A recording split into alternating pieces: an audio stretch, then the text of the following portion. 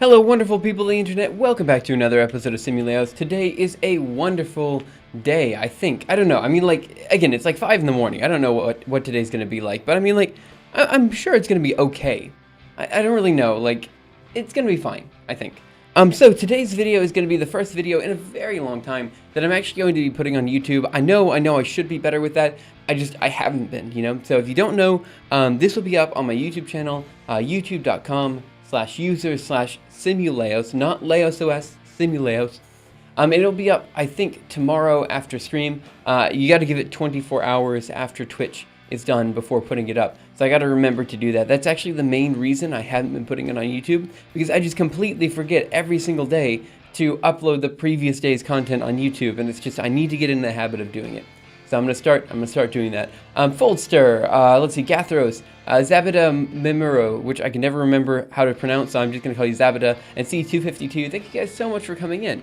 Okay, so as you can tell from the description and stuff like that, today is GPU Day, and for the past few weeks, if you guys have not been joining us, especially for those who haven't been joining us on YouTube, because I haven't been uploading this on YouTube, I just wanted to say that we've been working on a very simple case for basically GPU computing. And that case was, first of all, vector addition, followed by parallel reduction. And parallel reduction is basically the act of taking a vector and compressing it into a single item. That is to say, summing a vector up. And that's very difficult to do on the GPU, because on the GPU, you want to do everything in parallel. There's a lot of discussion about that, which we can go into in just a bit. Today, I wanted to talk a bit more about, I guess, something that I feel the scientific community is doing a very poor job at. And that is, I wanted to talk about how scientists and researchers, I think, do a poor job, or at least do not do as good of a job as they could in describing their research to the public in a way that the public can understand.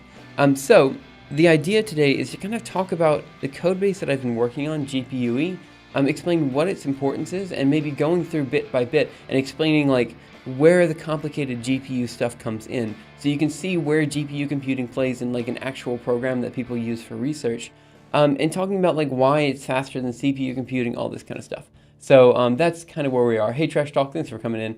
And I'm hoping I said hey to everyone else. I know I said hey to Foldster. If I didn't say hey to Foldster, I'm sorry. You said more in the chat than anyone else. So this is kind of where we're at today. And I'm hoping that people in chat, I'm hoping that people on YouTube, I'm hoping that people here have a good, or at least agree with me to some extent, that scientists and researchers need to do better at discussing their own research. So this comes in part because just recently, there's a publication that came out on GPUE. Let me see if it's on my Google Scholar real quick. And this is really dumb, but let me just check. To see if it's on my Google Scholar. I don't think it is quite yet. No, it's not, but it is on my ORCID ID, which is my I believe this is what I'm looking for here. Yes, let's go here and let me just pop down to the JAWS publication there. Nice. Okay. So this is the most recent publication I have, which is on GPUE, the Graphics Processing Unit Gross PDFsky Equation Solver. Now, do you use CUDA? Yes, I do. CUDA is what I use for most of my GPU computing. So this publication recently came out this past week. And it's the only, I guess you could say, publication that has been published in the past week. Now, there was another publication that we put on the archive just recently, and let me see if I can find that. Vortex Dynamics, how would I find that? I guess I could go to archive.org, and I can probably just find it if I go to quantum physics here, pop down to the bottom. Let's just, probably new is what I'm looking for. And let me see if I can just pop down to the bottom, and where's the cross-refs? So I'm gonna look for Bose, chaotic view vortex, here it is. Nice. Okay, so here's another paper. So basically, this is a paper that was published over the past week, and this is a paper that we submitted over the past week. There's just a lot of research going on in the past week. And there's going to be another paper on three-dimensional vortex dynamics that we're working on right now. There's a lot of stuff that we're working on. Hey Husky, thanks so much for coming in. And Ito Casso, thanks for coming in. I didn't say your name, but thanks for coming in. So this is kind of motivating why I wanted to talk about this stuff, because this paper in particular, it is hard. Have you tried archive sanity yet? No, I don't know what that is actually. I'm quite interested. Anything to do with the archive I like. So this paper took a lot of time from myself, who is second author, Tian Tian, who is first author, Andreas, Lee, Thomas Bush, Angela White. I mean, it's available. Sorry for the yawn, but it's available to the public, so I don't feel so bad about like outing everyone's name and everything. But it took a while, and it's basically on vortex dynamics in two-dimensional Bose-Einstein condensate. So I figure let's talk about what exactly a Bose-Einstein condensate is, why it's interesting, what all the cool stuff is going on here. Then we talk about how GPU computing enables us to do stuff that we weren't able to do before. And that's kind of the discussion I'd like to start with. And of course, guys, just pop in whenever you have any questions, comments, concerns, anything like that. We will get into the code, but it might take like 15 minutes talking about the physics and stuff first before we move on to the code. The idea, and I know this might be a dumb idea, but I've been wanting to put more videos out on YouTube. And I've been noticing that because I've linked YouTube to the algorithm archive, it's very difficult to put content out consistently on YouTube and on the algorithm archive at the same time, just because I don't have time. So I've decided, don't get me wrong, we will still do the algorithm archive videos. These will still be the main, most, like, the traditional Laos OS video. But I was thinking about maybe putting some discussion-y videos in between, maybe a video on the Arch Linux speedrun, maybe videos on, cool stuff that we're doing together. Like, for example, the fractal Christmas tree drawing stuff, just cool stuff that we're doing together as a community. Maybe discussion-y topics, like one that we're having here about how researchers should present their research to the public, stuff like that. Yeah, let's take a look. Paper is based on similarity. Oh, interesting.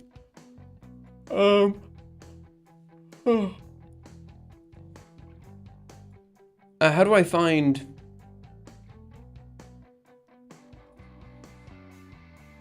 Oh, it's already in computer science. Okay. I'm working on WebGL. Does that count? Hey, Ultra Hal, how are you? Yeah, WebGL is interesting. It's something I wish I knew more of. Hey, GD, how are you? Wait. Ohatsu?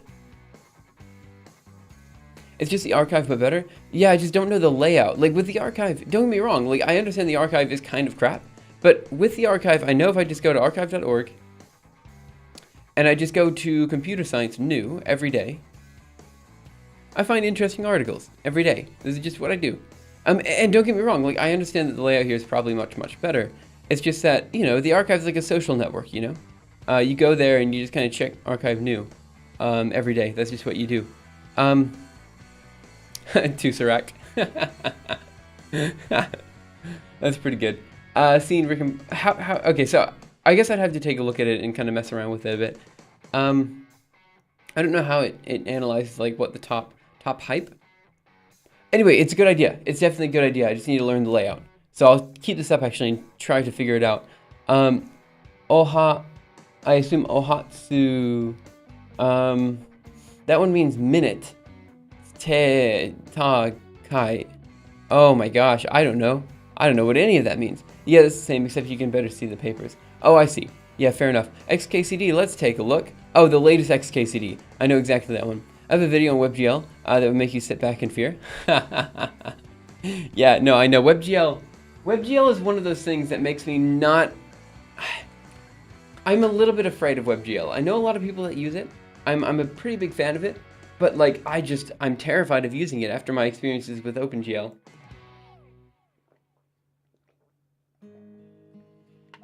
Yeah, this one, I had a good chuckle out of this one.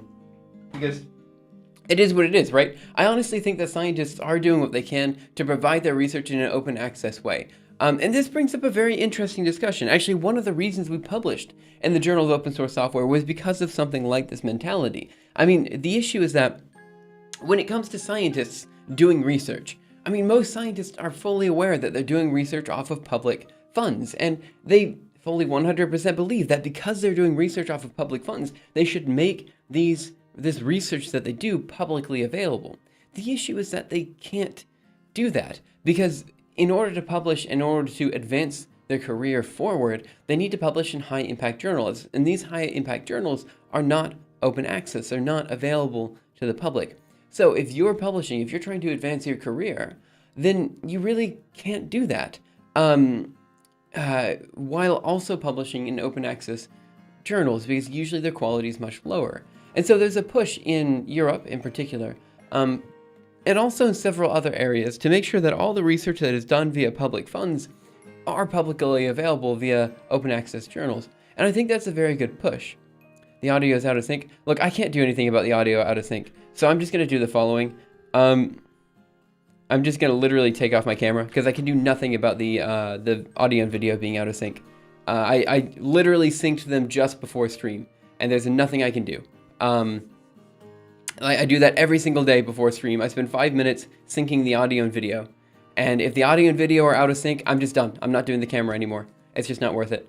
Okay, so thank God the ML community is different. I advanced my career through new and inventive machines of death. Wait, what? That seems opposite of an academic career. Let's see. Yep, I know the camera's gone. I took it off. So let's see. They push towards not going nature. Wait, what do you mean they pushed towards not going nature? Just because of the audio? Why? Look, no matter what I do, the audio and video is out of sync. Whenever I see audio and video out of sync on other people's channels, I quit. Like, I turn off the channel. So, I mean, I'm just taking the video off. I just wrapped my brain around this. Like, what you can do in WebGL and ActiveX components. Check this out after your cast.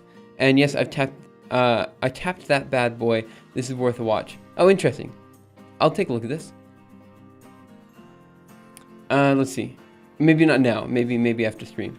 I mean, look, there's nothing I can do. The audio and video are always out of sync. There's literally nothing I can do. It drives me absolutely bonkers, because every single day, I'm not kidding, every single day, I spend 5 to 10 minutes before stream syncing the video and audio. I have to get the right numbers, you know, it just takes me so long. And then at the end, when I click the stream button, it's off, and there's nothing I can do. There's literally nothing I can do. And it's super frustrating on my end. I'd rather just not have a camera. I mean, I prefer people who don't have cameras. So, I don't know. Okay, so let's go back over here. Clap doesn't help. There's nothing that helps. There's absolutely nothing that helps. Okay, so here's what I'm gonna do. Okay, I'm sorry, like the audio and video delay thing is just so hard. By the way, TS Jost, I'm sorry, CT52, thank you so much for the bit a few minutes ago. I apologize for missing that. Okay, so what was I going to say? We have the archive and the open access publications and stuff like that. People are really trying to do that. We've got a whole bunch of clapping does not help you see how bad it is. It really doesn't. You have to watch the lips. Because clapping, you just can't tell. You can't get an exact time unless you have like the sound. How do I put this? The sound wave to go with it, and you can sync the sound wave and the video. You can't. It doesn't really help. This is embarrassing. I was training a machine learning model on my computer and used up all my RAM. Yeah, that happens. It definitely happens. Okay. So when it comes to open access publications and stuff like that, this is where the Journal of Open Source Software comes in. This is a new journal. It's got a different publishing model, and the idea behind it is different. The idea behind the Journal of Open Source Software isn't that you're publishing necessarily the highest impact research paper. It's that you're publishing your research code, which will be cited in other publications. Does that make sense? So this right here is not necessarily a huge, super long publication. It's literally just a one-page abstract on what GPUE is and why it's interesting and useful, and stuff like that. Bits for the trouble I caused? No, I mean, it wasn't any trouble. It's just, it is what it is. Just use more swap? Oh man, don't use more swap. That's an awful idea. Almost as bad as downloading more RAM, which I used to think actually existed way back in the day in junior high. Okay, so the Journal of Open Source Software, as I said, exists because we want more open access research. We want more open source research. We want more people to talk about their actual process behind research. But it also exists because research code itself is really, really bad code in general. Because for the most part, researchers, they don't care about programming. They care about the research output of their programming, right? So as long as the research output is good, as long as they're getting published, they genuinely don't care, usually, about the quality of their software. So the Journal of Open Source Software says, hey, look, what we're going to do is we're going to take a look at that software. Because even if you publish in, let's say, Computer Physics Communications, which is a computational physics journal, they don't really care so much about the software, but the novelty of the software. And we needed a journal that just said, hey, look, your software has all the appropriate unit tests, it has the appropriate documentation, it works as it's expected to work, so on and so forth. And that's kind of what the Journal of Open Source Software says. So in all future publications that have to do with our GPUE code, including this one, oh, I'm sorry, where is this one? Let's go back to quantum physics. Let's sort by new.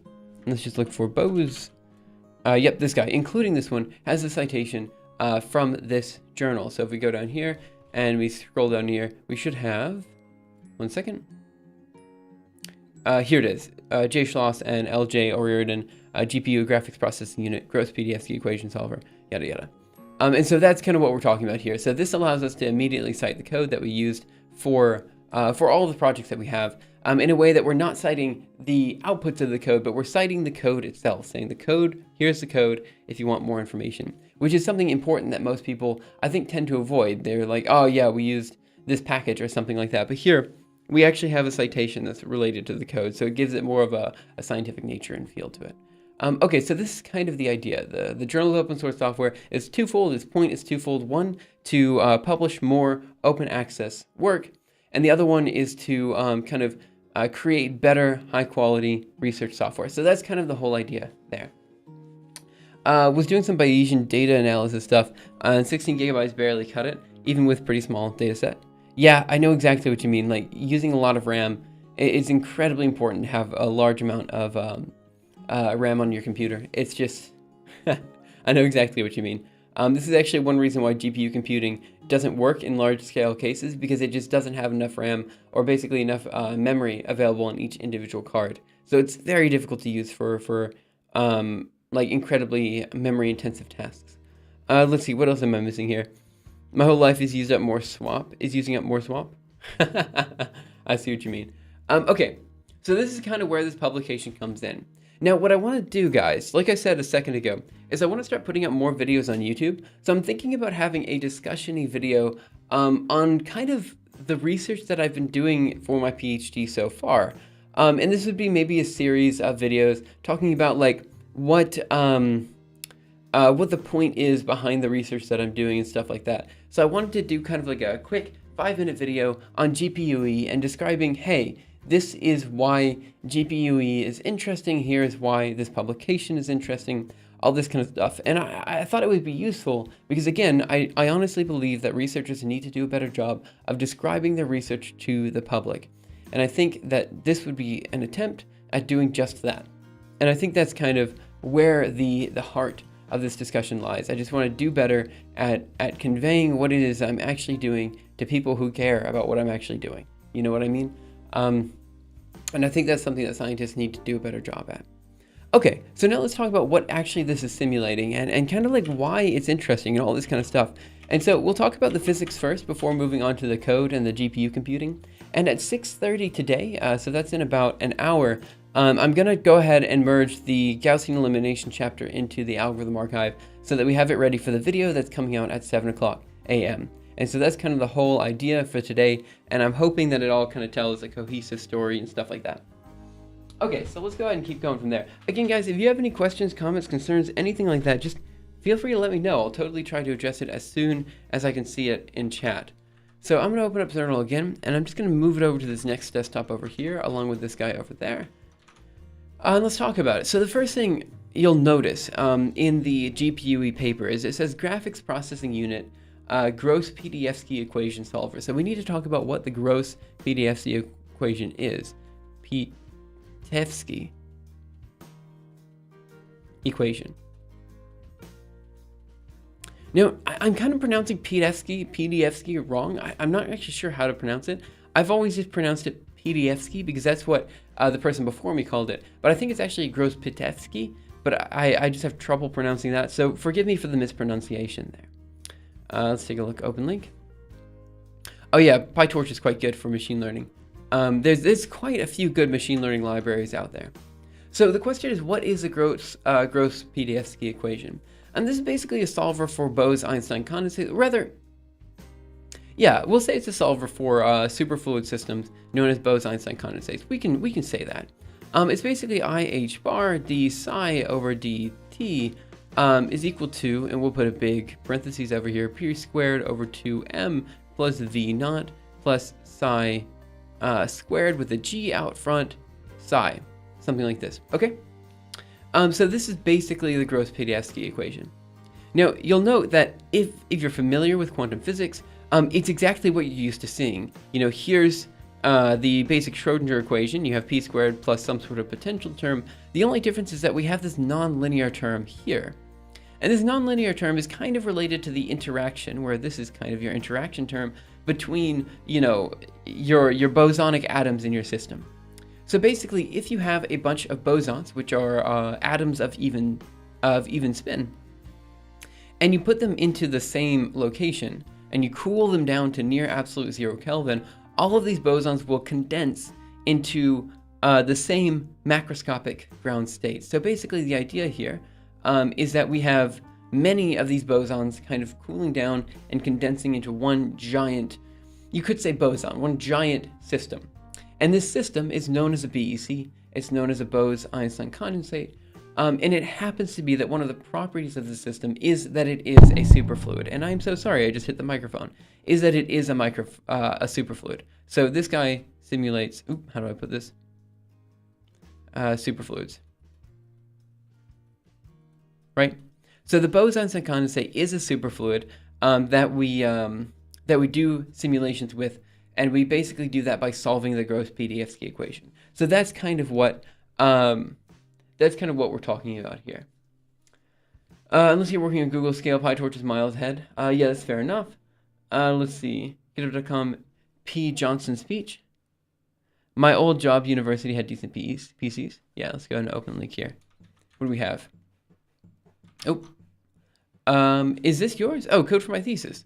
Huh, interesting. What is the thesis? Single word, speech recognition and convolutional neural networks on raw waveforms. Oh, that's super cool, man.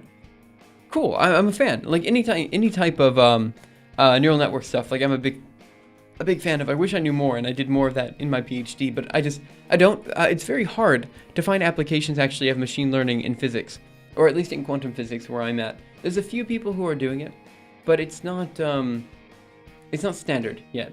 So that's a link to my bachelor's thesis. Yeah, I'm still a fan. Like I still like the idea of I'm sorry, machine learning, AI, all this kind of stuff. I just don't do enough of it. So new page before. So like we just said, the goal of this, I guess you could say, simulation, this software suite, is to simulate superfluid. So the question is, now what is a superfluid? What is a superfluid exactly? So a superfluid is kind of like a classical fluid. It's just a superfluid doesn't have what's known as viscosity. How do you spell viscosity? And there's a few other things that it doesn't have. But the big thing is it doesn't have viscosity. Now, viscosity is the drag force you have in the fluid. So if you move your hand back and forth like this, you'll create kind of waves. And you can feel the drag force of the air. In particular, in water, you can feel the drag of the water. So a superfluid doesn't have this. And there's a few other things it doesn't have. But the main thing is when you move around in a superfluid and you create what's known as a superfluid vortex, the vortices that are created in superfluids, they're different than the vortices created in a classical fluid. Where in a classical fluid, here is your block, maybe some sort of cup. If you rotate it, you get something that kind of looks like this, So this is like some sort of tornado-like structure where we have like some sort of rotation that's going around this way, right? Well, in a superfluid, rather than getting one giant vortex, you get a whole bunch of smaller vortices, which will pierce your, in this case, Bose-Einstein condensate, but it could be any superfluid from the top to bottom. Some PDEs, yeah, this is basically the PDEs that we were talking about before. So here is your gross Pdfski equation that we're basically solving right here. So that's what we're working on. Fluid dynamics, yeah, that's basically what we're doing. That's the point of GPUE. You can try Google Colab. It offers GPUs and notebooks. Oh yeah, this is true. This is fair. If you're looking for GPUs to do computation on, there's a lot of GPUs available. Okay, but there's sometimes they're available in like HPCs in some weird system somewhere. So keep that in mind. So let's move back. So this is the difference between, we'll say this is a classical fluid and this is a superfluid. Now, in particular, let me flip these guys up. So I'm going to flip this guy 90 degrees, okay? So now we have a box that looks like this. And what we can do is we can draw each of these individual vortices. And if we do that, you'll note that they form an interesting shape, and that is that they form a triangular matrix, something that's known as an abrikosov lattice. Ooh, that's not it. An abrikosov lattice. Now, this lattice is interesting. We've done simulations of this lattice before in GPUE, and basically, if you just rotate fast enough, you'll get this triangular lattice, right? That's because naturally these vortices have a bit of repulsion, and they want to kind of align themselves up in this way. Now, there's plenty of different ways to model how and exactly why this particular configuration is stable, but it is the most stable configuration we have for a very large number of vortices in our system. Now, one of my collaborators, basically the person that wrote GPUE before me, did a lot of simulations of very large-scale vortex lattices and stuff like that. And this kind of brings in what GPUE can do that other software suites can't. It is genuinely the fastest software suite we know of that can do these types of simulations. And because of this, we can do very large-scale vortex simulations that we couldn't do in other software suites because, well, the other software suites would be too slow.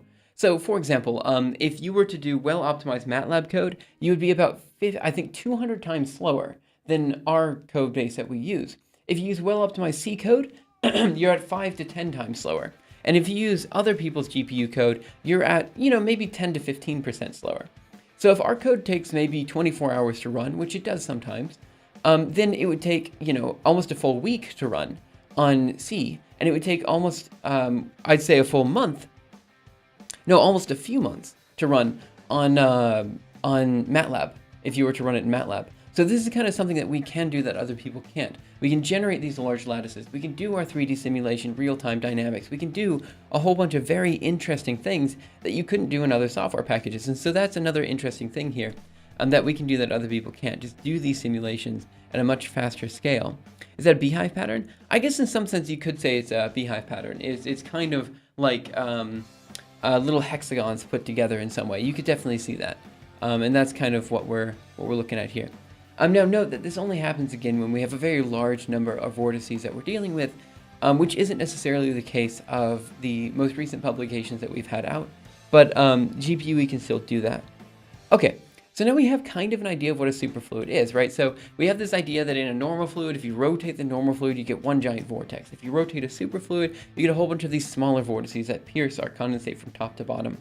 Now we're interested kind of in these vortex dynamics. Like we said before, you can generate these large vortex lattices, you can kind of remove a vortex, you can do all these really interesting things to this vortex lattice. But we're also interested in vortex dynamics in 3 dimensions, right? And in 3 dimensions, things get kind of sort of a bit more interesting. Or maybe they're just as interesting as 2D, I'm just more familiar with the 3D case.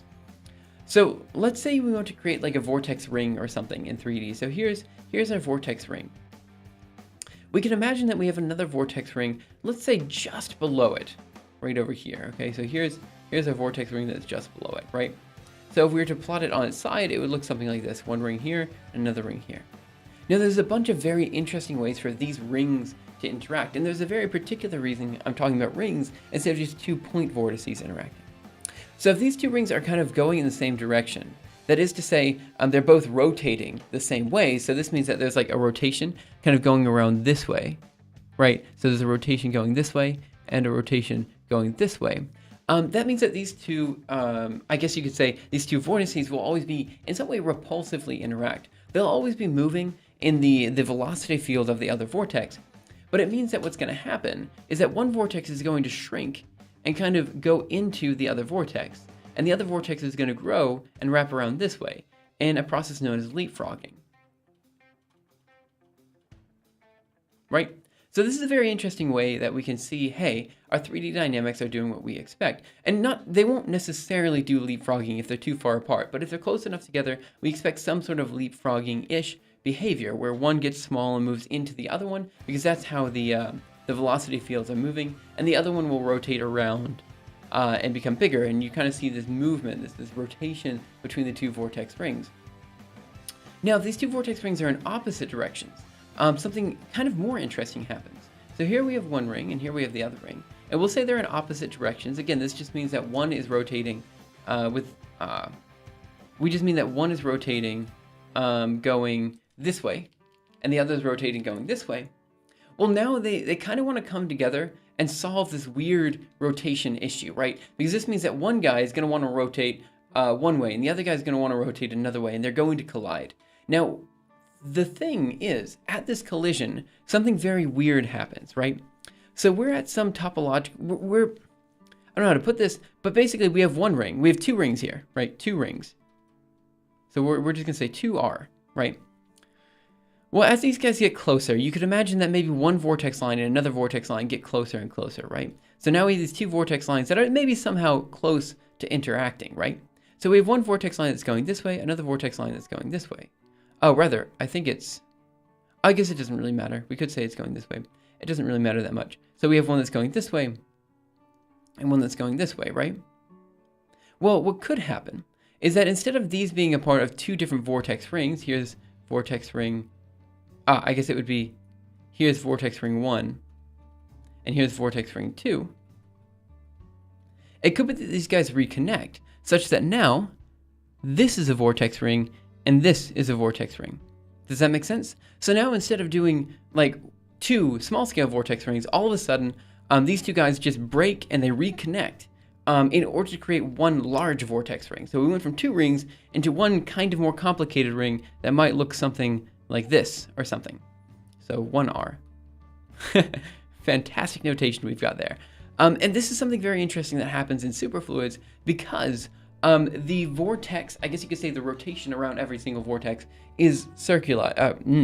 The circulation around every vortex is quantized. That is to say that basically the I usually describe this in terms of phase, but I'm going to try to describe this in terms of the velocity that is moving around every vortex. There's a quantized amount of superfluidness that is rotating around every vortex, so we can't just increase the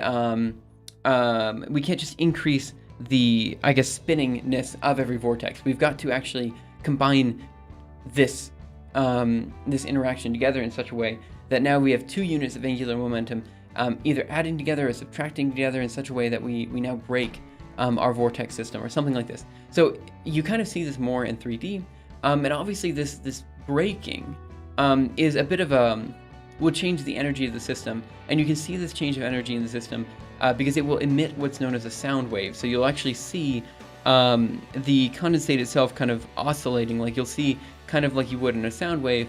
Here we have kind of like, I don't know how to put this, but here's normal air. If you have a sound wave, it kind of looks like all bunched up for a bit, and then you have normal air again, And so this is kind of something that you see in the Bose-Einstein condensate. You see a sound wave being emitted at this location. And I guess I'll put this in red. You see something here being generated. Wow, this is a really good plot. I'm very glad I drew this because this is very, very messy and it's almost impossible to see. So you'll see a sound wave, you'll see the energy kind of coming out, and that's kind of what will happen in 3D. And so I guess what I'm trying to say here is that the dynamics of superfluids are interesting and worth researching just for the sake of being superfluids, Now, the question is, how does this relate back to real life? And the answer is kind of vague here. Superfluids can be generated in the laboratory. Bose-Einstein condensates exist. People have created them. They also exist in neutron stars. So if you're interested in, I guess, working with kind of large-scale, I don't know how to put this, but if you're interested in working with neutron stars, they are technically superfluids. So there's some sort of this dynamics in neutron stars too. So it has quantum physics applications, it has astrophysics applications, but the question is, does it apply to regular fluids? And the answer is just barely. See, superfluids are kind of like cleaner fluids in some sense. They are analogous to ideal fluids, which are fluids people are used to studying from maybe the 1800s.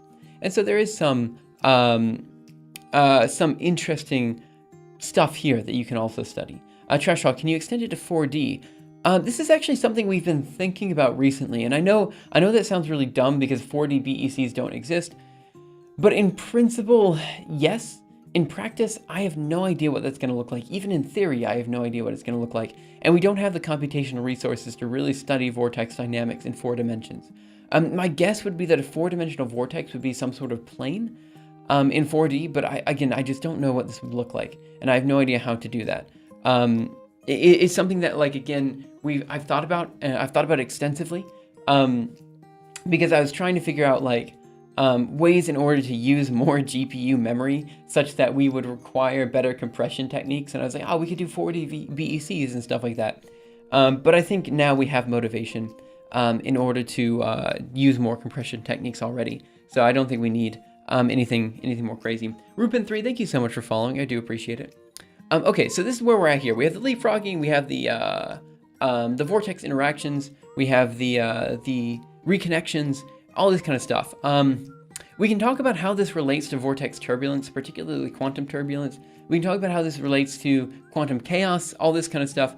But honestly, this kind of pulls away from the point of today's episode, which is to talk about the code base itself. And don't get me wrong, we have applications in vortex chaos, we have applications in vortex turbulence, we have applications in generating and controlling vortex rings, we have applications in all these different areas. But today's episode is about the code base, the code that generates this type of simulation. So I'm hoping now I've kind of sort of motivated where this is interesting, and I'll kind of leave it up for questions for the next few minutes and see where we're at. Maybe extend it to 90 while you're at it, so the string theorists could use it. Now, I'll be honest, I know absolutely nothing about string theory. String theory is just not something, I mean, don't get me wrong, it's not that I don't believe it, it's that right now there isn't really the experimental evidence to motivate me learning it to the effect that many people have. Does that make sense? Like, string theory is interesting, but it's just I don't know enough about it to really talk about it at any length. And that's kind of where I am there. I guess another interesting thing about these superfluids that we're talking about here, since we're talking about it, one second.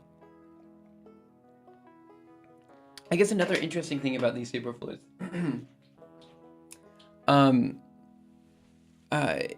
besides all the stuff that we've spoken about before, is that when they are created in an experimental laboratory, basically the experiment itself almost directly mimics the Gross-PDFsky equation we said before. So if you're trying to see what the simulation does, or rather, if you're trying to see what will happen in an experiment, your simulations will do exactly what the experiment does. So if you want to move into you want to try some new method, you want to figure out how one weird system interacts with another weird system, you can, because the theory is so close to the experiment, you can see almost exactly what you'll see in real life, and that's impressive.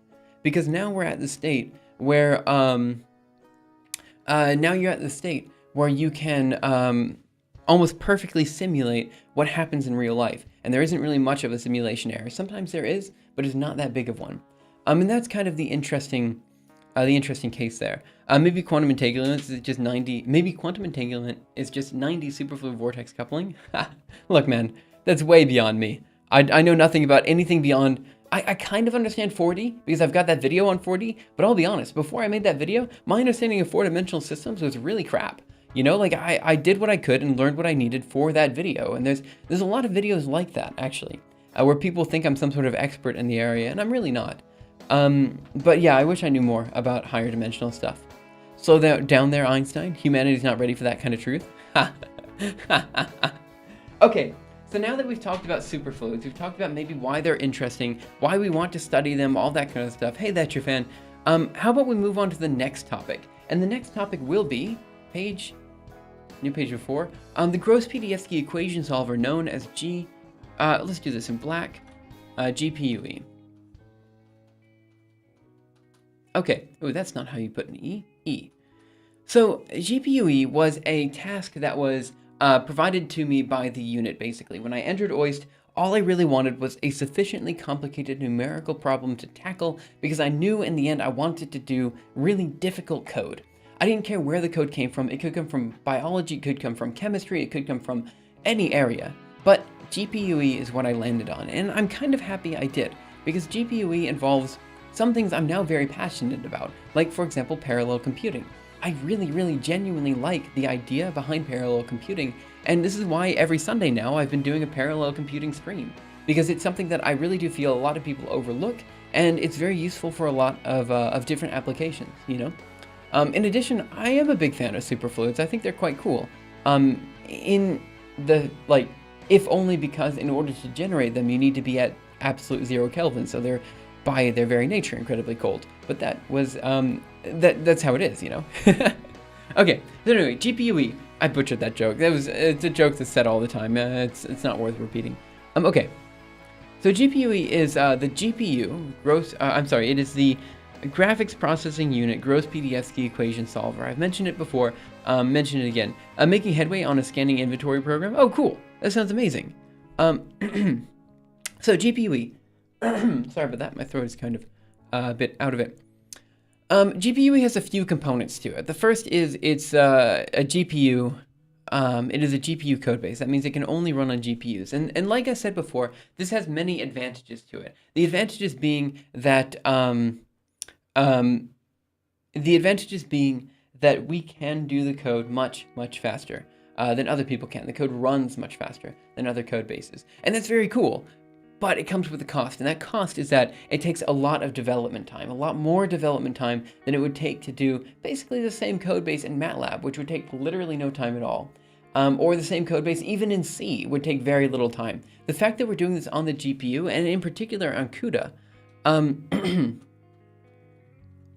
has incredibly increased the development cost of this code base, to the point that we're kind of wondering if it was even worth it. You know what I mean? Let's see. How are you? If that question was directed towards me, I'm doing fantastic. Thank you so much for asking. I hope you are also doing okay.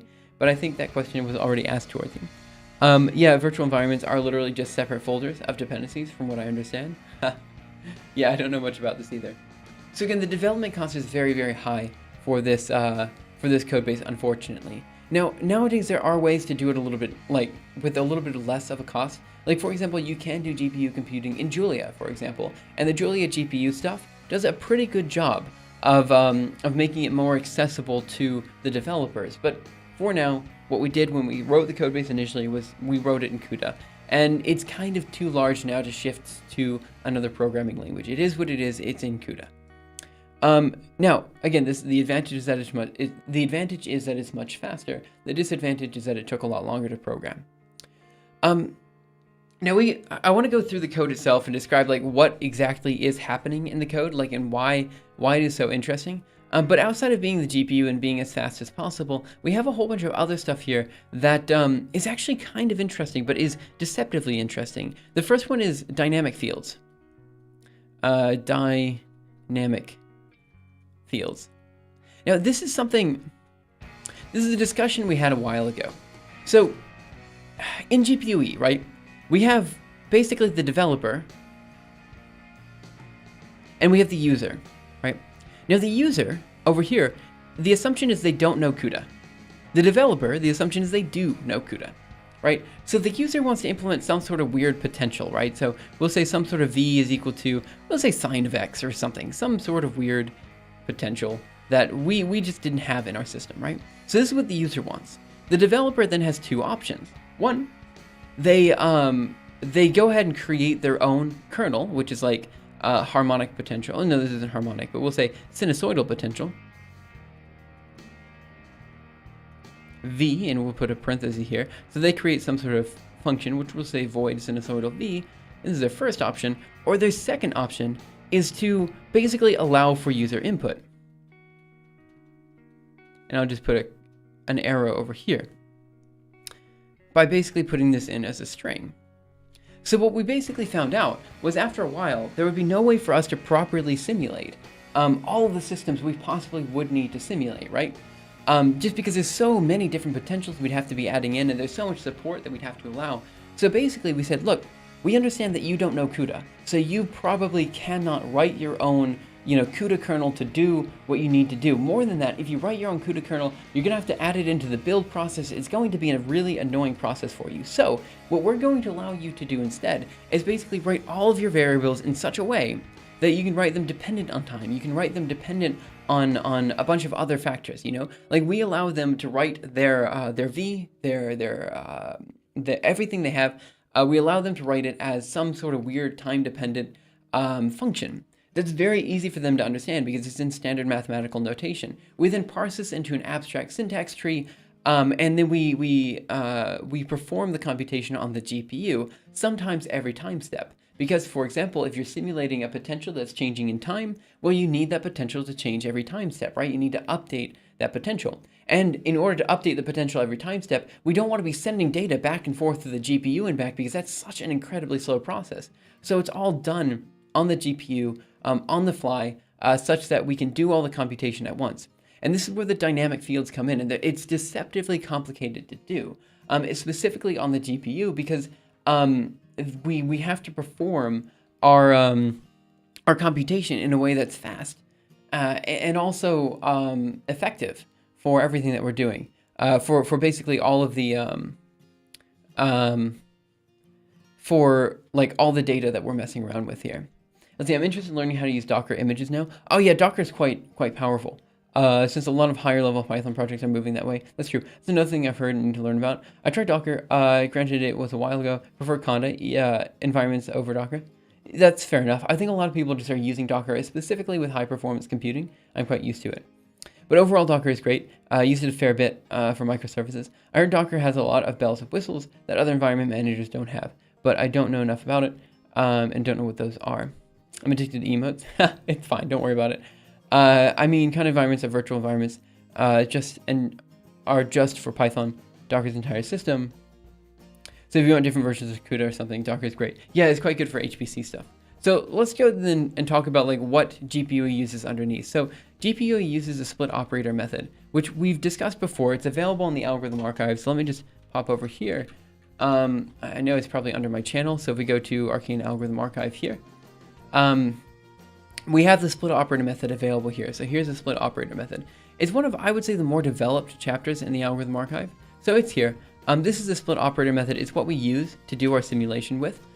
And it's quite useful, right? So basically the idea here is that we have some sort of real-time step. So we'll say we have psi times the real-time potential here, which is going to be V. We'll just say X and T, maybe. It doesn't really have to be time dependent, but we'll say X and T. Then we perform a Fourier transform. So we're going to say Fourier transform with FFT. And then we go into imaginary space where we do psi times all the imaginary components, which we'll call K. We'll say X and T again, just because we can. Then we perform an IFFT, an inverse Fourier transform. And we perform the step of psi times V of X of T. And there's some nuances to this, but they're all found in the algorithm archive. Basically, we do a real-time step. So we'll say real, imaginary. Ooh, that's not how you spell imaginary. Imaginary. We'll say image, and then real again. And that's kind of the process here. We go back and forth between real steps and imaginary steps. And by doing this, we basically simulate the Hamiltonian that allows us to move forward in time. So the Hamiltonian is, in some hand-wavy way, the way in which our quantum system evolves with time. So this is a system that allows us to do this evolution. Now, one thing you'll note is that this V and this K, which are, again, the real and imaginary parts of our system, I guess I'll circle this guy too down here. These guys are multiplied by the wave function itself, right? So here's the wave function. So they have to have the same dimensions as the wave function, right? Which means that every time we simulate V, every time we calculate V, every time we calculate K, we need to have some sort of equation that allows us to do this calculation, and we need to do that calculation incredibly quickly. Which is why, again, when we're doing these abstract syntax trees, the calculation gets a little bit complicated, right?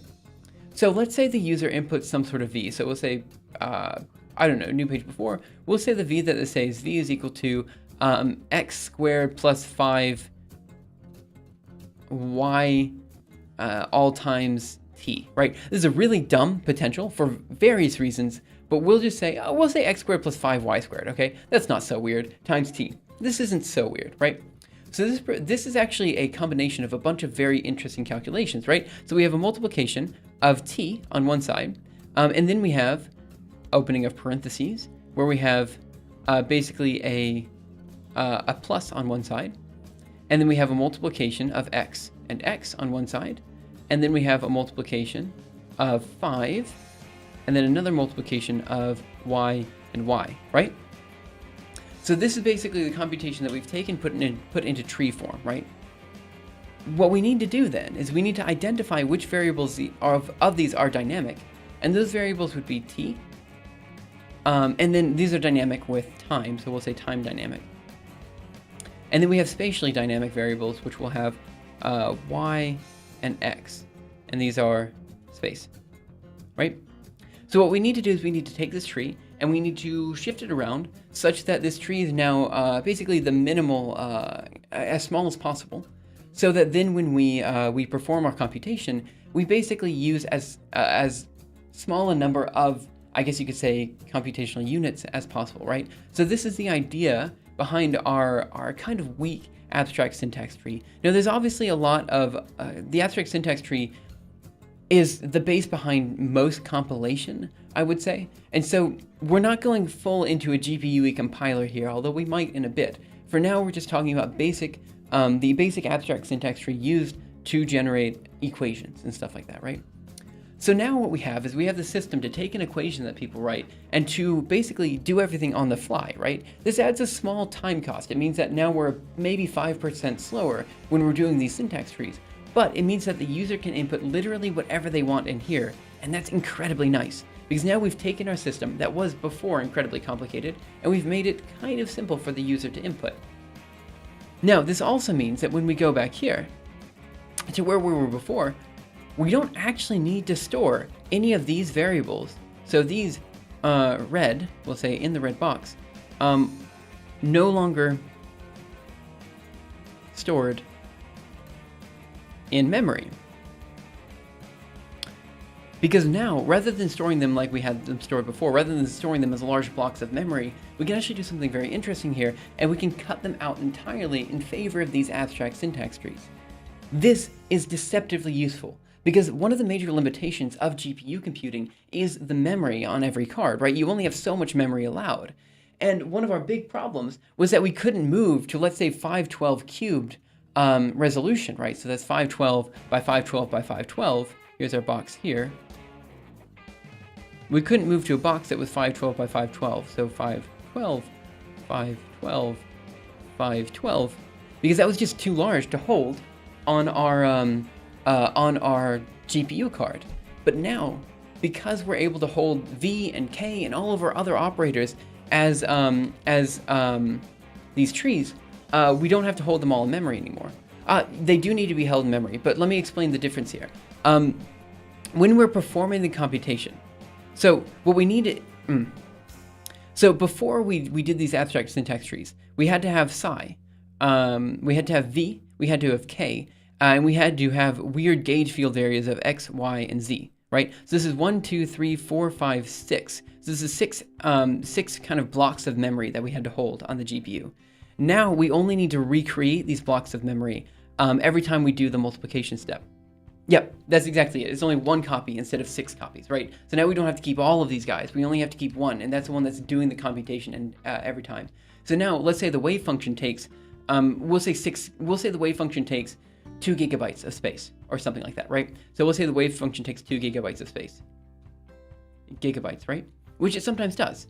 So that means the wave function takes 2 gigabytes, and that means we have 2 gigabytes here, 2 gigabytes here, 2 gigabytes here. That means in order just to hold all the data, we're using 12 gigabytes of space, right? And 12 gigabytes is a lot of space. That's the space of a Titan X, right? Like that's more space than we typically have available on a K80. That's way too much space available. We cannot justify using 12 gigabytes of space because the chances are we're going to run out of GPU memory just on accident, right? Like that's dangerously high memory, right? Because this is how much memory we have available on a K80 or a Titan XP, right?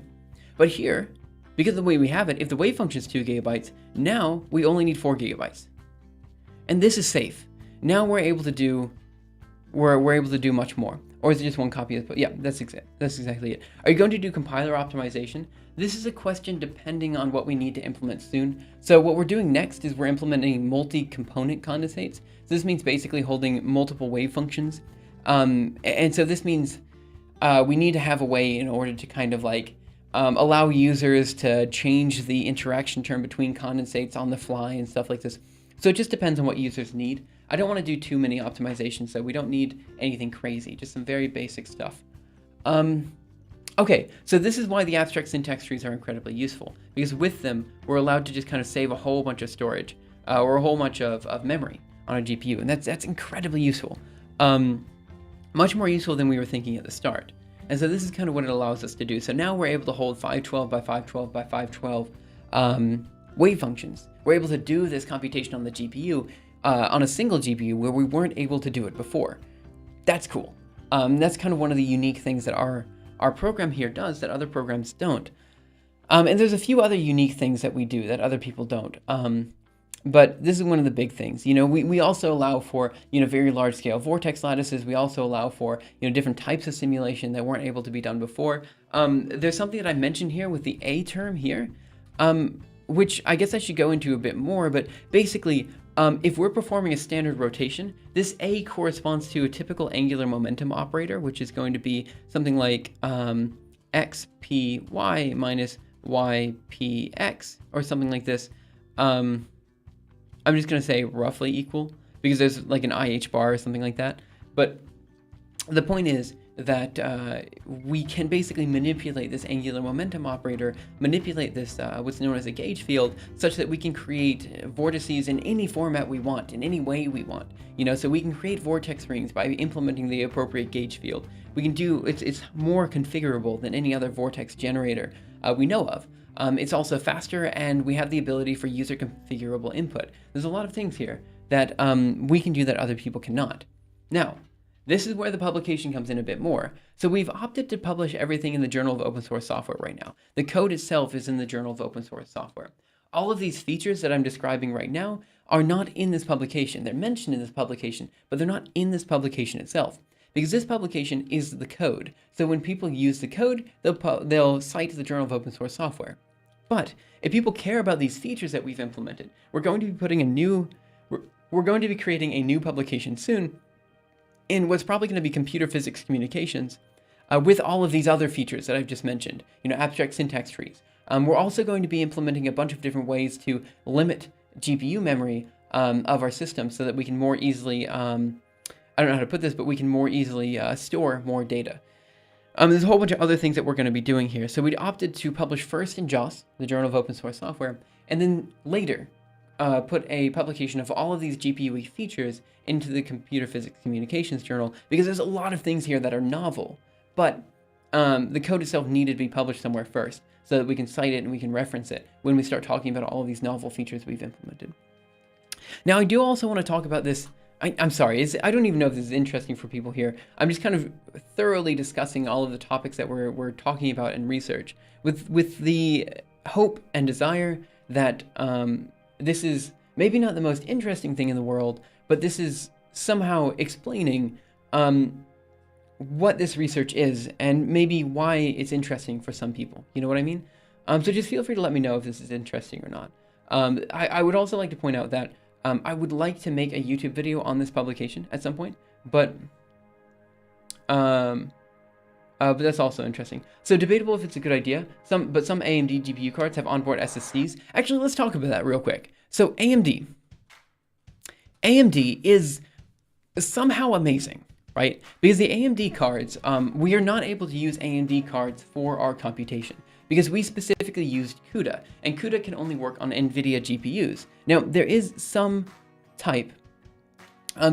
way to perform CUDA computation on AMD GPUs, but for the most part, it's very difficult to do, and most people don't do it. In order to write code for AMD cards, you basically need to use OpenCL, which, don't get me wrong, it's usable, it's kind of nice, but when compared to CUDA, OpenCL is just much, much harder to write than CUDA. And like I said before, we're running into limitations on development time. It's kind of not worth it to devote time into OpenCL when you could instead devote time into CUDA, which still have the fastest cards for specifically for scientific computation. So that's something just to keep in mind. AMD cards are incredibly useful, don't get me wrong. They're very nice, but and they're making great strides. But until really we can address the GPU cards in a better way than using OpenCL, they're just not going to be used in practice, at least not for scientific computing. And don't get me wrong, Vulkan Compute and stuff is coming out of the woodworks, you know, like things are coming out, but it's just not at the stage right now where people are using it very frequently. People are opting to use CUDA instead, or even using other programming languages like Julia or something like that. Now, Julia is an interesting side note here, because Julia actually allows you to perform the computation on AMD GPUs as well as CUDA, or as well as NVIDIA cards. So you could pretty much do your GPU computation in any way you want. But when we initially wrote our code base, Julia wasn't even available. One plus of OpenGL is that it works on FPGAs. One plus of OpenCL is that it works on FPGAs and custom ASIC processors. Yeah, that's true too. OpenCL is a very impressive body of work. For those who don't know, OpenCL stands for the Open Compute Language. I think it's compute language, but basically it works on any device. It works on your CPU, it works on your GPU, it works on your FPGA, it works on anything. And it can perform the computation pretty well. The thing is, CUDA is optimized specifically for GPU computation, which is, again, one reason why we use it. Now, I want to talk a bit about this memory. So let's talk about memory a bit. Memory, and we'll put storage into this. Storage. Okay? So, like I said before, one of our major limitations of using a GPU is the amount of memory available on each card. Now, nowadays, I think the V100s have like 30 gigabytes of storage or something like this, some ridiculous amount of memory. So we're not really running into this problem anymore, right? Where now we can pretty much hold any reasonably sized, condensate in our GPU memory. We're not really running into problems with memory anymore with the latest hardware, but we are running into problems with storage. That is to say, if we want to perform some sort of large-scale simulation in real time, that is to say, you know, in some sort of way experimentalists could read out the data, well, then we need to perform basically our simulation such that we are tracking vortices, so vortex tracking. I'm not going to talk so much about this because honestly, this is a whole can of worms I don't want to open up. But with vortex tracking, this means we have to output a lot of data. We'll just say output data for the vortex tracking to work. Now the question is, what data do we output? Do we output the wave function at every time step? The answer is probably. We probably need the wave function at every time step. So how much data is this actually? Well, I know that for the case for a 256 cubed condensate, each data file itself is roughly half a gigabyte in size. Could be a quarter of a gigabyte in size, but we'll say half a gigabyte in size based on how we're storing it. Okay, so that means every wave function is half a gigabyte in size, right? That's fine. That's not a big deal. The big deal is that in order to do the vortex tracking in real time, in order to really show the dynamics, we have to output thousands upon thousands of these data files, right? Because usually our time step, we'll say, is going to be something like 10 to the minus 4, and we're going to be outputting 20 seconds. So this means that we have 10,000 to 100,000 time steps that we're going through. Maybe even a million time steps. And if we output every 1,000 time steps, that still means that we're outputting 1,000 data files at half a gigabyte each, which means that one simulation could be 500 gigabytes in size, right? Well, okay, that's fine. But there's all these auxiliary files that we're also outputting. So every single individual simulation could be a terabyte, you know, or in the case of some very large scale simulations that we've run, it could be 10s or 20s, 20 terabytes in size. You know, so we're actually running into this case where we're using terabytes of data to perform this computation, and that's not okay.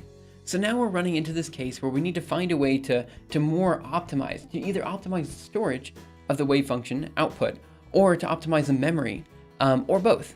And this is kind of where we're at now. And so I wanted to point this out because this is actually the problem that we're hoping to find someone to solve. So if you're interested in doing an internship at OIST, and I know this is a bit of a stretch, but if you're interested in doing an internship at OIST, let me know via like some sort of message, Twitch, Twitter, Discord, send me an email, do something, and I will do my best to answer you as soon as possible because we're looking for an intern who knows a bit about C and C++ and wants to really try their hand at high performance computing and stuff like that, so that we can basically, how do I put this, compress the amount of memory that we're using, the amount of storage that we're using. So if this sounds interesting to you, just let me know, because this is kind of the next step into what we're doing.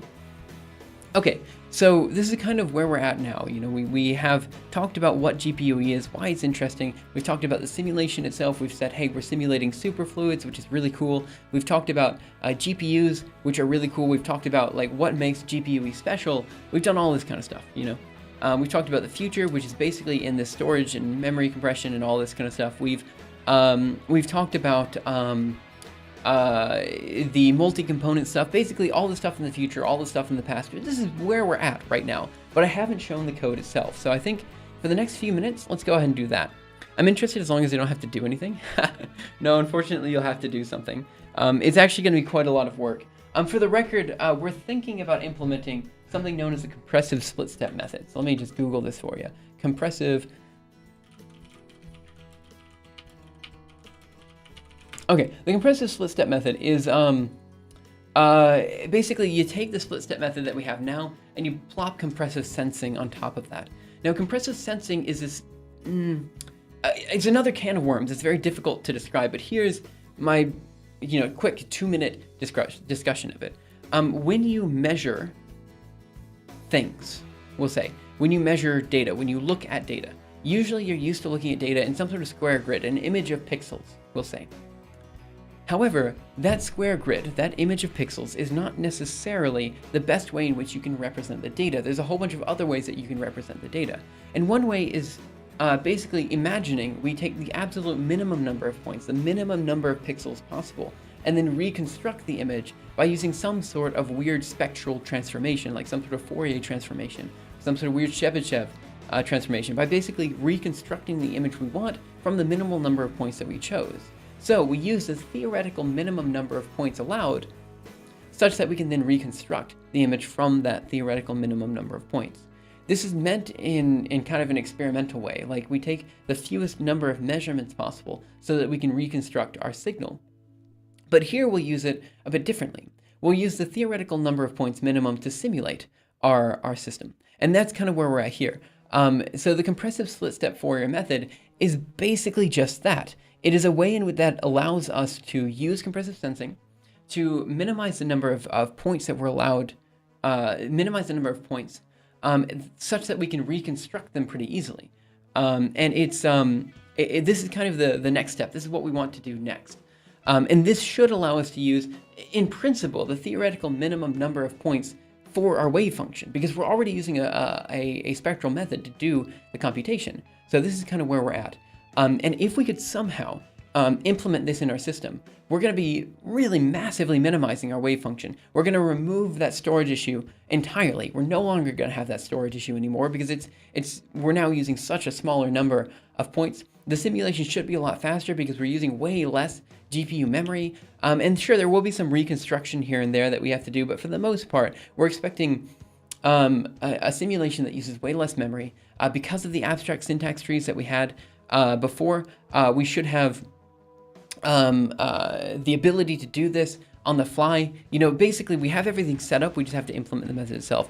AB 109, well, this sounds really complicated, just tuned in and I'm already intimidated. Yeah, I mean, that's the point. Like, you kind of came in after an hour of discussion, but yeah, it is a wave function. It is based on quantum mechanics. This is kind of what we're talking about here. I'm talking about my research. In particular, I'm talking about this publication that just came out, GPUE Graphics Processing Units Gross PDSK Equation Solver. This is what we're working on. So that's where we're at. And the thing is, these GPU days are always more technical than any of the other days that we have. And so I just wanted to talk about what it is that we're doing and why it's interesting and all this kind of stuff. I'm sorry if you guys aren't following. I'm hoping that this was somehow followable for a large number of people here. And if it wasn't, I guess that's fine. Because I was doing my best. So, okay. So here we have the compressive split-step Fourier method, and this is kind of what we're moving to next. What is the distro you use? I'm using Arch Linux right now. I use Arch, by the way. I think, in fact, we have an Arch No, distro. Oh, actually, maybe the bot's down.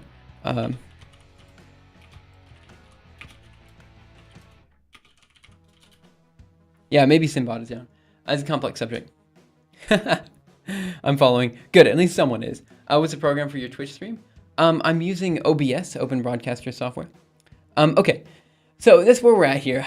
This method right here is actually incredibly complicated, and I'll be honest, I do not believe that without someone helping an undergraduate student or a master's student, I don't believe that they could go through this fast enough that we could actually get this done in time. So what I'm expecting is that if we are to perform, do this computation the way we want to do it, then what we want to do is we want to basically we want an intern to come to Waste. We want them to just start coding and basically start working with the GPUE code base such that we can perform the compressive split step method and get it all done, where like I'll basically be leading that charge. I'll be like, hey, this is what we need to do next. This is how we do it. And we'll basically be doing pair programming between the two of us, just working together, getting this done. And that's kind of what we need for this. And it shouldn't be too bad. Like, we have the theoretical background ready. And the hope is that with this theoretical background, we can then eventually, we can move into doing real-time, three-dimensional gross PDF ski solutions, such that we can now do vortex dynamics in 3D multi-component condensates. Like, the hope is that we solve this storage and memory issue so we don't run into it anymore, because that's kind of the big problem that we're running into now. Now, I have not actually opened up the code base, so let's do that right now. So we're going to cd into projects, GPUE. But actually, I guess at this point, maybe I should open up for questions real quick. So if you guys have any questions, please feel free to ask. Ooh, am I actually on the master branch? One second, get branch. I am. Okay. Yeah.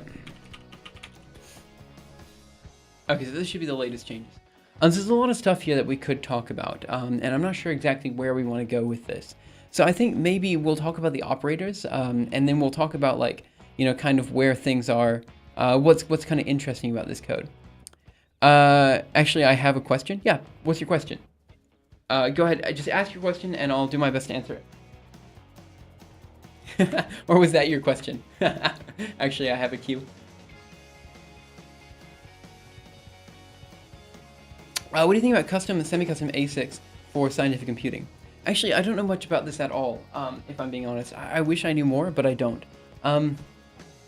I would like to say that scientific computing, and this is a bit of a shot in the dark, but scientific computing has been moving more and more to having more control over different computational systems, and that's important. But you have to remember that scientific computing is done primarily by scientists, and like we prefaced this entire conversation with, for the most part, scientists need publications in order to live. And if, for example, the computational device does not allow for people to do new research, then they're not going to be able to get publications. And if they don't get publications, they're not going to be able to continue their research. So like what you just said, someone made an ASIC for DNA protein folding, which is amazing, by the way, because protein folding is a very difficult problem to solve. But that is a useful application of computation. That's a useful application of it because it allows for this publication in DNA protein folding. Like, it has this application. But if, for example, it was just for the sake of using this new computational device, this is a little harder to publish. It's a little harder to justify. And so this is kind of where we're at. Is it NP? I'm actually not sure, but I know that protein folding is one of those problems that requires very large scale, like molecular dynamic simulations, which are always quite complicated. This is all I know. I don't know much about it. This isn't my area. My area is not biological simulations. I could have been, but it's not. But protein folding is quite hard. I know it's quite hard. Because I know that there's a lot of very heavy computation being done on high performance computers for it. So if you can find a device that allows you to do this computation faster, do it. You know what I mean? This is kind of why FPGAs were so popular not so long ago, because they allow for this sparse recovery, this idea of using a sparse matrix. Like, FPGAs are very good at this. And this is why quantum computing is so powerful, because a lot of people know that when quantum computers finally come into fruition, they should be a lot faster. They should be a lot better at doing bulk computation than classical devices. Arisiv, thank you so much for following. Really appreciate it. It's traveling salesman hard. Yeah, it probably is. So yeah, NP. Yep. Okay, fine. You're right. NP then. Sorry about that. I should have known, but I don't. Okay, so let's just do a quick ls here of the code base that we have. I'm gonna cd into source. I'm gonna do a quick ls. So here we have a whole bunch of different, like, just different files, right? They aren't really that important. The main thing here is that we have CU files, which are for CUDA files, and CC files, which are for C and C++ files. We also have a help file. Great stream, you have a good didactic. Oh, thanks. I really appreciate it. Thank you so much for the follow, man. Really appreciate that too. Today we're talking about the main code base that we're working on. Do PhD papers have to always bring something new? Could they just be studies? This might be field dependent, but for any STEM field, science, technology, engineering, and mathematics, I would argue that yes, they need to bring something new to the table, because your thesis is judged based on your ability to conduct new research that other people have not done before. You need to have, at least for OIST, you need to have at least one published paper where you are first author and it clearly indicates that you have done something new that no one has done before, right? That's just part of the criteria. Now, granted, this is different for fields, like, because I know in neuroscience, sometimes it's quite a lot harder to publish a paper in 5 years. In neuroscience and biology, sometimes it's a lot harder. Meanwhile, in computation, or rather theoretical physics, you're publishing like 3 or 4 papers a year sometimes, you know what I mean? So the answer is, yeah, PhD theses have to bring something new to the table. They have to be novel. The question is, where does that novelty come in? If you're doing maybe like a literature PhD or something like that, it could be that the novelty comes in mixing different forms of literature. So it could be maybe something novel about this. So it could be a combination of different things. Funny story, a friend worked on a neural network processor that could be used for cryptocurrency, but the joke was that the prime spec chips were more expensive than any possible crypto generated. Yeah, well, nowadays that might not be true anymore. Let's see, they have to be deemed worthy. Reminder, combining two things that have been done before can still be a completely new thing. That's totally true. I apologize that I kind of was saying... What I was trying to say is that novelty can come in a compilation of different studies. You know what I mean? There could be novelty in that.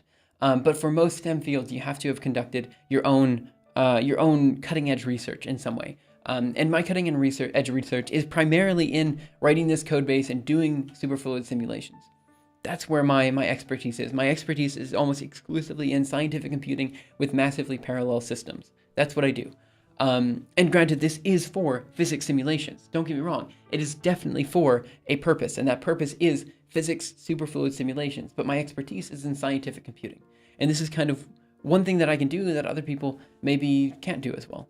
So let me go ahead and cd into projects, GPUE over here. I'm going to run GPUE-H, which is our help command, which basically gives you an idea of how this code is run and why it's run in this way. Mathematics, you could make a new proof for something that's already been proven before. Yeah, it could be true. That's definitely true. I don't know. Maybe I shouldn't have included math because I don't know so much about math. In fact, I don't know much about anything except for the area I'm in, which is in scientific computing. So basically, one quick way to run GPUE, if you wanted to run it, is basically to run the command with a whole bunch of these different flags, which mean a whole bunch of different things. So for example, here's a quick command that says, we have a 512 by 512 grid. We're going to be running 500 steps in imaginary time. If you remember from the split operator video, the imaginary time evolution basically allows us to move towards the ground state of our system. If we have a rotating condensate, the ground state will be with a huge vortex lattice in it, and that's kind of where we're at there. We're giving it a pretty quick kick. And so what I want to do is actually just run this command real quick. So let me just run this here. And then we'll go ahead and plot it. So I'll run this. I don't think we'll run into too many problems with it. So we'll just go ahead and give it a go. Because it shouldn't be using that much GPU memory. We should be okay. So we're giving this guy a go right now. And what we should see at the end, and again, this is just example code that we're running. It's nothing crazy. Let me also run NVIDIA SMI over here. And we'll watch that. Oh, come on. This shouldn't be using too much GPU memory. So here's my GTX 90, and we're using about half the memory available on the GTX 970. It's not so much. let's see, in mathematics, let's see, the interesting thing about neural network chips is how to program them in a classic way for actual applications, not just simulating neurons. That's true, that's true. Although there is some interest in simulating biological neurons, because actually there aren't too many systems that do this particularly well. So again, we said we're gonna do 50,000 steps here. I mean, honestly, maybe this was a bad idea, because I don't know how much storage I have available on this disk, but I think we should be fine. It shouldn't be too big of a deal. So what this will do is it will create 50,000 imaginary steps where we're slowly but surely moving into the ground state of our system. And I'm hoping that we start to see some vortices in this system. Now we could do a longer simulation to see more vortex dynamics and stuff like that, but that's not the point. The point is just to show the code working. And we can do some interesting stuff later. Rather, I can show more interesting stuff, like in a video or something like that later. Now we're just kind of waiting for the code to run. So it doesn't look like we'll be using too much memory here, so I think we're pretty good to go ahead and quit here. And let's cd into the Python over here. Now I've got this really dumb Python plotting script. I'll admit I need to work on the Python plotting script, but basically it's Python plot.py. We're inputting the wave function, and we should just be able to do some sort of range from 0 to 50,000 in steps of, looks like 5,000. I think this should plot some stuff for us. So here's the initial wave function. This is just our best guess at the wave function that we started with. Here it is a few time steps in the future. Again, more time steps in the future. We just wait for a bit. And we should, at some point, yeah, okay. So here, if we zoom in a bit, we can actually start seeing all the vortices pop in on the edge. We go again, and we should see, here they are. So here we have a whole bunch of vortices actually in the system itself. And again, what I want to point out here is that we're doing ground state evolution of our system, right? So this means that we're moving closer and closer to being at the point of minimal energy in our wave function. So that is to say, what we're looking at here is a two-dimensional wave function, a two-dimensional Bose-Einstein condensate, a two-dimensional superfluid, with a whole bunch of vortices kind of piercing our condensate from top to bottom, right? And so we're seeing this vortex lattice slowly but surely emerge. And I don't think 50,000 time steps is enough for us to see all of these vortices emerge, but we're getting closer. Here's 3,500. And again, you can kind of see here where we get a little triangular structure there. Move closer, here's 40,000. Here's 45,000, which is gonna be the last time step I'll show. And you'll note that, you know, we're in this weird state, right? Like, we've actually lost some vortices. They seem to have been popped out on the outside, right? So some of them have come in, some of them have come out. You see this weird triangular structure start to be generated. Like, this is kind of what you're expected to see, right? And slowly but surely, as we do more and more of these time steps, you'll see that this vortex lattice, this triangular lattice that I described before, will start to emerge. And that's where we're at, right? Like, this is the code running. It runs pretty quickly. It does what you need to do. You get what you need. It's fine. I have a question befitting your expertise. If g equals 9.81 meters per second squared at sea level, at what distance does g equals 0? I don't think there's ever a distance where g equals 0. I mean, it will be very, very small. You could cut it off. But there's never really a point where g equals 0 because you'll always be feeling the influence of the Earth. Just, it might be incredibly, incredibly small. So I would say, I don't know. I mean, again, GMM over R squared, as Trash Talk has pointed out. So there is a point super far away where it's equal to 0. Distance altitude doesn't matter. A jet can do 0g pitch over 1,000 feet. It's risky to do so. Yeah, this is also true in some way. R squared being the center of mass. Yeah, I vaguely remember now. Yeah, this is true for point particles, but where we're at on the Earth isn't really considering the Earth as a point particle anymore. You know what I mean? Like, it just depends. Velocity is a key detail. Continuous fall, e.g. orbit. Yeah, this is true. Horizontal motion. So yeah, this is what we have. This is again just 50,000 steps of GPUE. We need to do way more steps in imaginary time to really get that vortex lattice, and we can do that if we want here on screen. But I think for the most part, we kind of see how it's working. We have an idea of exactly what it is that we're doing, where we're going with it, all this kind of stuff. And if you need more information, there's more information in the documentation. I realized I just spent like an hour talking about how this code works, why it works that way, all the interesting stuff. And I guess my question to you is it worth actually talking about research in this way? Like, I personally want to get better. I want to become better at describing my research, talking about my research to people, describing what it is that I do and stuff like that. So that's kind of the heart of today's discussion. And the hope is that maybe this is interesting to some people. Maybe it wasn't, but maybe it was.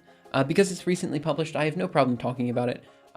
Even now that it's on the archive, I have no problem talking about it. So again, these are things that we could talk about more. I've been actually wanting to do like research with you guys before, like just doing actual research here on stream, but I don't know if I'm actually allowed to do that or not. So I need to talk to my boss about that and stuff. So it's something I could do in the future. So I guess my question to you guys is, do you think that doing discussions on research via YouTube, via Twitch, via whatever medium where we're on, do you think this has been a worthwhile discussion, or do you think it's just kind of been a waste of everyone's time? I mean, granted, maybe an hour is too much time. Maybe I shouldn't have spent so long just talking about all this kind of stuff. But yeah, I'm interested to hear what you guys have to think about that. Because I think now this is about the end of the discussion for GPUE. I think we're okay with it. What is the process of doing research? This is an interesting question. So research itself is a bit of a different field than like what you would do in industry. In industry, you go to work, and basically every day your boss tells you got to do this stuff. Or if you're a developer, you know that you have to develop a certain piece of software, so you have a clear goal of what it is that you're doing. In research, it's kind of the same way. You have a clear goal of what it is you want to do. You want to simulate this, you want to do this, you want to figure this out. And in my case, I do have a boss, and my boss is telling me, hey, this is interesting, so simulate this. But I would also like to point out that with research, it's a little bit more open-ended, right? Because you'll be doing the simulation and you'll realize, the simulation just doesn't work. How do we make it better? How do we make it work? How do we do this and that? It's a creative thing, you know what I mean? So you go into work every day, you work your butt off, as everyone does. You do work quite hard. Although sometimes, time is variable, right? So sometimes maybe you're not working from 9 to 5, maybe you're working from, 11 to 7 or something like this. I don't know. Maybe you're working different times, or maybe you're working from, 7 in the morning to 7 at night. The idea of working every day from 9 to 5 isn't clear in academia. So there's some research is a bit different, right? So the atmosphere is a bit different. No one cares whether you're in the office or you're not in the office. People only care about how much work you're doing. And that's very important. Now, doing research itself is basically just, looking at something you want to simulate, simulating it, going through an extensive literature review, making sure that, everything that you're doing makes sense, and that's kind of the whole idea. Let's see. Open discussion on some topic always opens up new ideas. One reason I browse Kaggle forums a lot is get so many cool ideas on how to deal with data and some other problems. Oh, that's fair. I think it's worthwhile because a lot of these subjects seem to have high barriers to entry, but discussions help reduce those barriers. I want to be able to contribute much. I won't be able to contribute much unless you start doing machine learning. Fair enough. We've thought about it. Is there a Discord? There is a Discord. Let me go ahead and give you guys that link. Give you that link real quick. So I'll just go ahead and create instant invite, copy, and I should be able to paste it over here. Paste. Goose and Geese. For discussing your research or any scientific object, you should make a short or longer presentation on the topic. Slides from basics, slowly moving towards objects of interest. Just curious, what's your sleep schedule? I usually try to go to bed around 9-ish, and then I get up around 4-ish in the morning or something like this. Sometimes I go to bed at 10 and get up, but I always try to get up around 4-ish. Maybe 4:30, something like that, because I get up at 5. For discussing your research or any scientific data, you should make a short or longer presentation. Yeah, I don't disagree, but at the same time, I don't like doing these types of presentations, I don't like having slides and stuff like that. It's too formal for Twitch, Don't get me wrong, it's also too formal for YouTube. I don't like these slides-like presentations, but I do like these kind of discussions where we just talk about things and I draw things on a board and all that kind of stuff. I think that's all fine. It's not, it turns into a talk, and I don't like talks. I think that talks are kind of a waste of time, because, scientific people, they'll ask questions, but normal people, they'll treat it as a lecture. And if you treat a talk like a lecture, you just don't get anything out of it. I like watching about this discussion of your research because I'm a student. I'm thinking about going into research, but I don't know a lot about this area of work yet. Oh, that's cool. Yeah. So if you have questions, just ask those questions as much as you can. So again, we won't do many of these discussions about my research because this is basically all of it, what I described here. I mean, yeah, there's a whole bunch of implementation details and stuff like that that I didn't cover, but for the most part, we had a discussion on most of the important parts about the research and where it's going and all this kind of stuff. You're already halfway there, it seems. Yeah, that's fair. But I think I will put a discussion on something like this on YouTube. I just haven't decided the exact way I want to have this discussion. So we'll see. We'll see, because on YouTube there's a bit of a more, there's an atmosphere where you have to kind of make the videos more polished and stuff like this.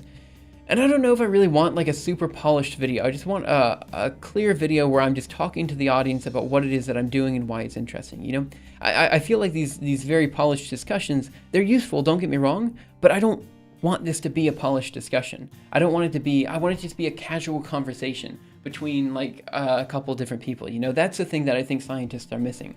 You know, I think they're afraid just to have these casual conversations with people because they're afraid that their research will be deemed as useless or something like this, when in fact people just don't know what's happening, and you need this kind of this discussion. My friend gives lectures on neuroscience to a bunch of 5th graders, very smart 5th graders, but it's interesting from a style point of view. Yeah, I also agree. I just wanted some sort of like real conversation with people. This is what I'm trying to get at. And I do understand that everyone learns in a different way. I just know that I learn very little from these actual lecture content because I tend to shy away from asking questions because I'm actually, you know, I don't want to break the style. I don't want to break the flow of the person doing the presentation, you know? So,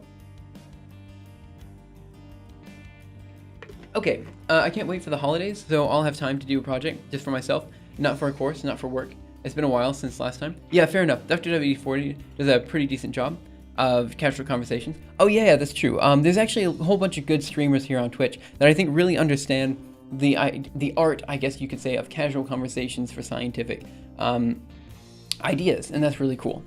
Okay, so now we're going to switch topics just a little bit. I'm going to go to github.com, and let me just go over here. And I'm just going to go ahead and merge in the latest Gaussian elimination chapter. I know that's probably not the best thing to do. I don't have the Symbot's down, so I don't really have it. But for some reason, Bottercake is up, which is interesting. So let me just go to pull request here, and let me just go ahead and merge in the latest chapter. I have exclusive rights to do so. So let me go ahead and take a look at this chapter real quick before we do so. Let's CD into projects, and I'm gonna look for algorithm archive here. Let's do git book. Actually, let's do git branch. And let me do git pull, origin, Gaussian elimination revisions. Okay, so we're going to switch topics just slightly because I do have a video on Gaussian elimination coming out in about 20 minutes. And so I want to talk about that real quick. When did you know what you wanted to go into with research? I would say a year ago, after I've already started doing research in the topic that I'm doing research in. So I would say that when I entered OIST, I had no idea what I wanted to do. I just knew I wanted to do some form of simulation. I wanted to do some form of computation. That's all I knew. When I actually started doing my computation here, I started realizing the stuff that I'm most interested in. I started realizing that, hey, maybe I'm not so interested in this bit of physics, but I am quite interested in this bit of parallel computing. Maybe I'm not so interested in this biology or chemistry, but I'm quite interested in computer science, you know, this type of thing. Really, you only learn what you're interested in by doing research and figuring out kind of where, git stash, pull origin master, figuring out where you fit in, you know? And that's important. So let me do git pull. Actually, let me just git book serve. And we should see the book appear. I had a bit of the same with nonlinear programming. I didn't know what I wanted to do. I didn't know I wanted to do nonlinear programming before I started doing nonlinear programming. Yeah, that's true. I mean, that's how it is. When I was an undergraduate, I did research in plasma physics, right? So I did, I guess you could say, I guess small scale, but I did simulations of plasmas in magnetic fields, right? I did simulations of supernova remnant plasmas. I did this type of research. And I knew I wasn't so interested in plasma, but I did like the idea of simulating things. So I knew I kept this idea of simulating things, and I said, okay, well, let's try simulating other things. You know, so I came to OIST and I was like, let's try doing computational neuroscience. I came to OIST and I said, let's try doing all these other new things. And the truth be told, this was a good idea. OIST allowed me to kind of broaden my horizons and figure out what it is I was actually interested in. And then after coming here, I realized, hey, look, I think the thing I'm most interested in is actually the computer science. And that's where we're at. And that's how I got to where I am now, where I'm doing the type of research I'm doing. Did you come from a military family, being in Okinawa? No. So Okinawa, the reason I'm in Okinawa is because admissions.ois.jp. It's because of the Okinawa Institute of Science and Technology. I'm a big fan of this place. It's here. Let me just show you. I know this is the admission site, but it's pretty good. The Okinawa Institute of Science and Technology is this interdisciplinary PhD program that allows kind of people to study whatever it is they want to study in any way they want to study it. It's really, really nice. And I know that sounds kind of weird. I know people, feel like if you're doing interdisciplinary work, it's really not work at all, but that's not really the case. I think they do really good work here before. We get his whole origin story. I'm sorry. I mean, it is what it is. I came to OIST because of, because I just liked it. I like the idea of OIST. So here's the Gaussian elimination chapter. I think this is good. I went through it quite a few times. This is by far the longest chapter we have in the algorithm archive. And I even have a visualization that's on YouTube. And don't get me wrong, like the YouTube visualization, it's fine. Like, oh, come on, load. I wanted to put an animated GIF in there, but when I put the GIF, it was just too low quality, and I just didn't like it. So I decided to just embed a YouTube video in there instead, just because I kind of preferred the video. He came from a CS background, then got into medicine. Oh yeah, that's fair. It happens. You change fields all the time. Okay. So I'm happy with this. I think I'm just going to go ahead and merge it. Travis says it's fine. So I guess I'm just going to squash and merge. Confirm, squash, and merge. And we'll see how this goes. So I wanted to do this kind of quickly on stream. I should have waited for a review. I know I should have waited on a review, but I've been waiting on a review for months, and I need this video out because I'm kind of way behind on videos. So it is what it is. I'm not too worried about it. It should be fine. So now if we go to algorithmarchive.org, we're going to have to give it a second to build, but after it builds, we'll take a look at algorithmarchive.org and see what's going on there. My friend's case, he came from a computer science background and got into medicine. Oh, also, we'll be finishing in about 10 minutes. I want to finish about 5 minutes before 7 because my new video, the Gaussian elimination video, will be coming out at 7 o'clock a.m. Japanese Standard Time, so in about 15 minutes. So yeah, I think that should be live soon. Or maybe we should stream a little bit after 7, like 7:05. And then I can post a link to that video or something like that. I'm not sure. We'll figure it out. Maybe I should stream a little bit longer. But I don't know what else to talk about now, because now we're kind of done. When did you become a superhero? Kappa, I don't think I'm a superhero. But I will say that I do genuinely appreciate research. Like, I really do like researchers. How much do computational physics, neuroscience differ? Don't you basically have to write the same code and use very similar statistics and mathematical methods? Your question got recognized. I would argue computational neuroscience and computational physics are actually quite different. Now, the methods in which you're using maybe are similar in that you're probably using high-performance computers. You're probably using C or C++. You're probably using something similar, But I would say that honestly, pretty much everything else is quite different, right? With computational physics, usually you're not trying to fit experimental data so much. You're usually trying to simulate like large-scale systems. You're trying to take basic principles that you have and work with them to create something new. You know what I mean? So with computational neuroscience, though, usually the equations and stuff that you have are maybe a little bit less clear. I mean, you have some, I'm sorry, I hit the microphone again. You have some very clear equations and stuff that you can work with. Like, for example, the action potential of neurons is very well known. There's a lot of people doing very large-scale simulations of kind of the connections between axons, between neurons and stuff like this. There's a lot of kind of similar simulations happening at these places. But for the most part, the methodology is quite different. And that's an important thing to keep in mind. It's just a different atmosphere. So let's go to algorithmarchive.org and let's see if the Gaussian elimination chapter has been updated. I don't know if it has. This also might be the old version. Yeah, that's the old version. Let's do a new private window. Let's go into Algorithm Archive and see if this does anything. I have a feeling it may or may not. I have no idea. No, this is the same thing as it was before. Shoot, what happened? Did the build fail? I don't think I'm getting any emails about the build failing. Let me see. Maybe we just have to give it a second or two. So I think I will end a little bit early today. And maybe I'll host someone else. Yeah, so let's go ahead. I think this is probably a good place to end the stream. So let's see. Who do we have online? We have Always Be Crafting is online. We can host them. Yeah, they're probably a good person to host. I'm fine with that. Let's see. What do we have? Always Be Crafting. What are they up to? Oh, they're using Blender 2.8. That's nice. Yeah. Let's see, Burgability. Do you guys have anyone you want to host? If not, we'll just go ahead and do Always Be Crafting. They're kind of nice. Okay, so I think that's it for the day. Again, there will be a video coming out in roughly 10 minutes. I just have to make sure the algorithm archive and everything is good and working. And then we'll come back tomorrow where we work on probably the fractal flame algorithm.